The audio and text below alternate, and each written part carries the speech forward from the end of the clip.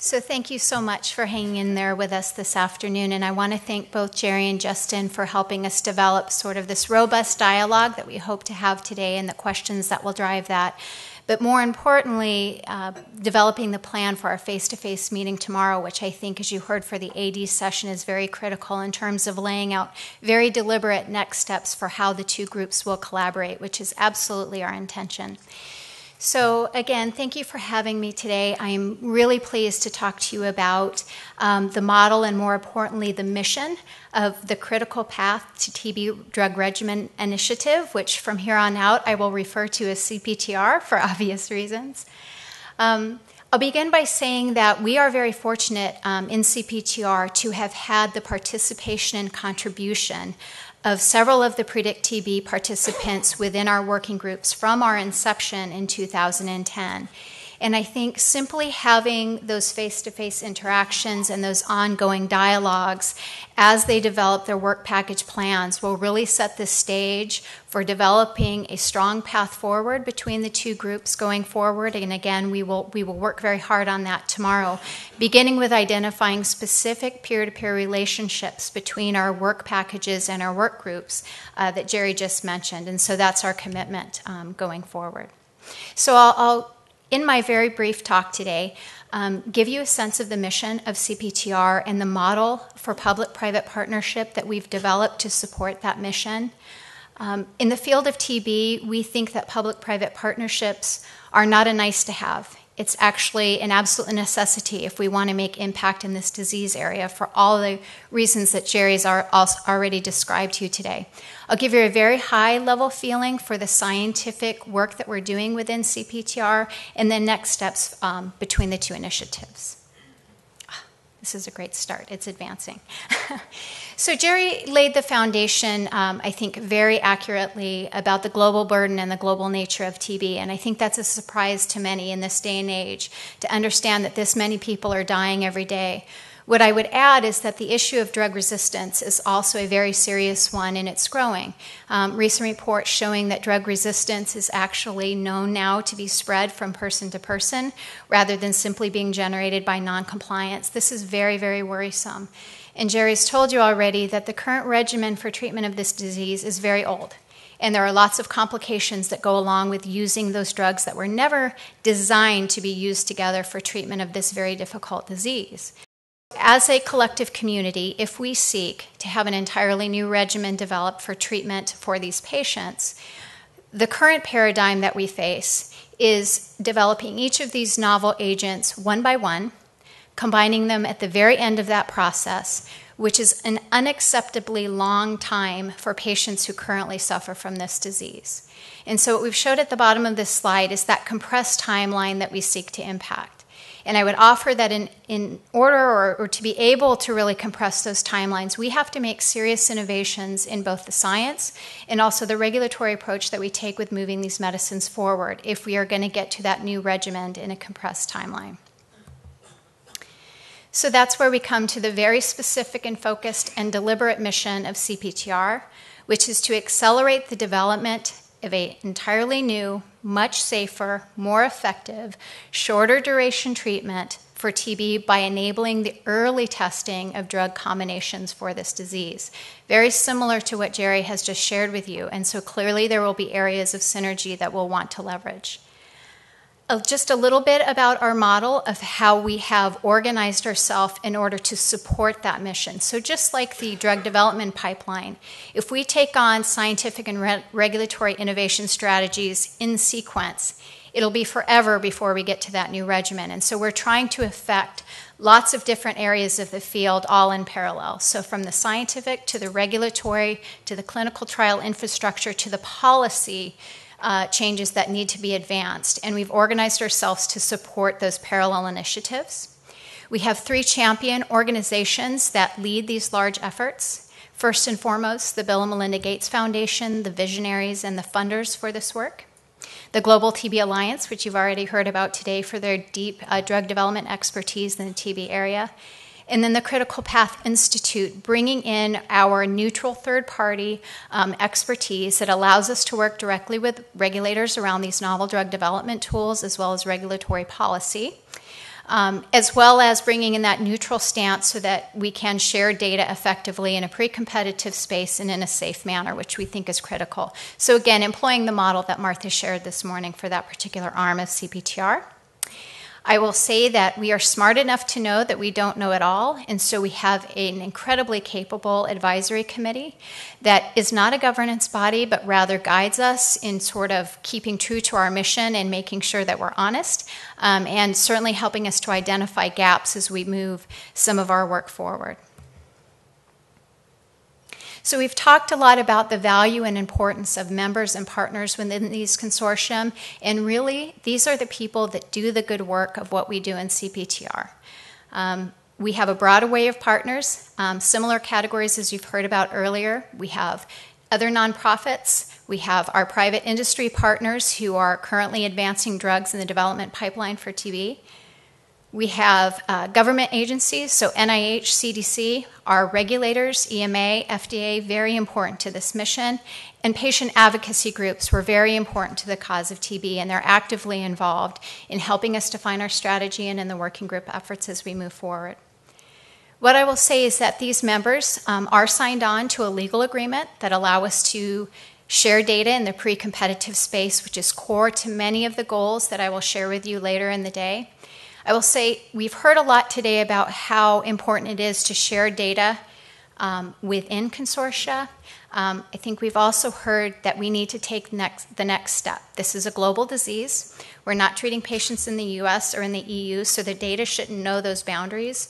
We need to find and define the real mechanisms of how we will share data within these two consortium. And I think when I share our scientific goals and some of the projects we've undertaken, you'll understand where there's some clear areas for synergy around data.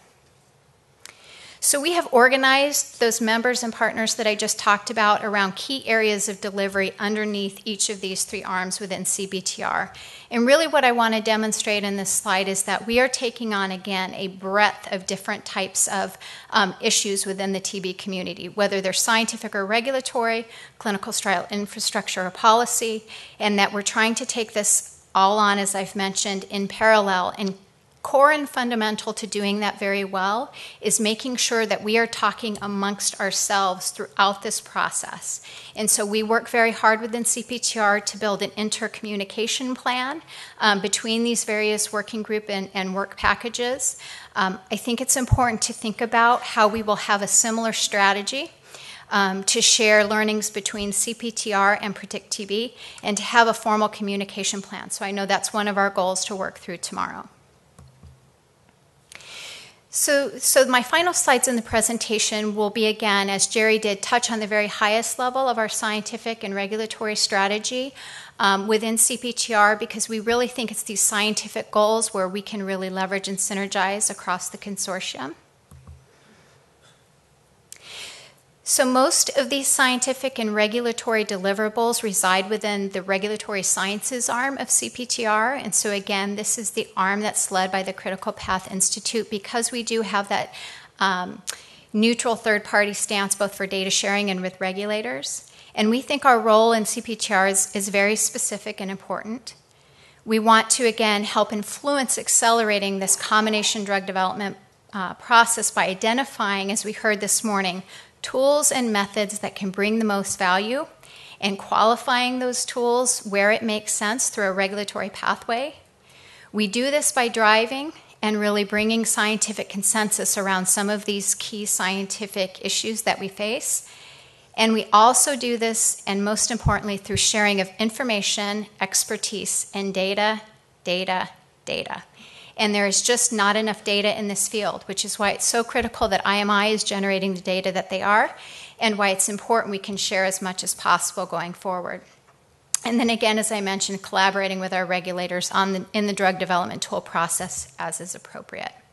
So now I'll talk at the highest level about our specific work groups, which are equivalent to the work package terminology that you heard shared by IMI. So first I'll begin with data standards and integration. You've heard a lot about how important this is. It's important for all high unmet medical need areas, but I will tell you it is especially important for TB. We do not have near as many data sets, clinical trial data sets, as the Alzheimer's field. We have to make use of every critical trial data repository that's out there in order to inform decisions about some of these tools and models. And it's critical to have an active data standard that allows you to collect those data in newer trials, to organize those data and to aggregate them so that we can learn about disease progression for TB, which will ultimately help us design the simulation tools that we all aspire to create and inform these complex combination clinical trials. Our biomarker and clinical endpoint team, won't surprise you, is focused on really gaining as much information as we can about the best biomarkers and clinical endpoints that will give you as early and accurate a read as possible during these very long and complex clinical trials for TB so that you can understand efficacy of novel agents. We have spent a lot of time focusing on the liquid culture biomarker. We think this will really serve and is serving as a gold standard for some of these novel methodologies, these newer emerging biomarker technologies to be compared back to those liquid culture data, which is why we are working to pull all of that information together.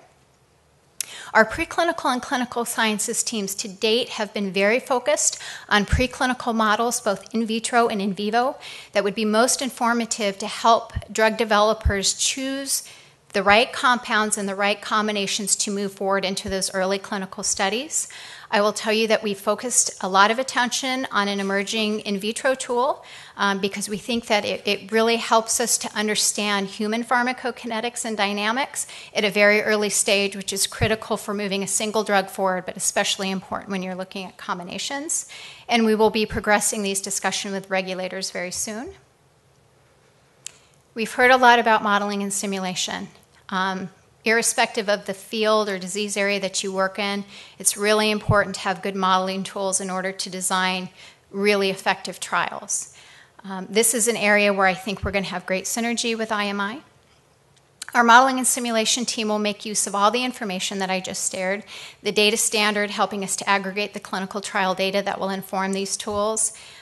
We have important models being developed that make use of the in vitro hollow fiber system data that I just described.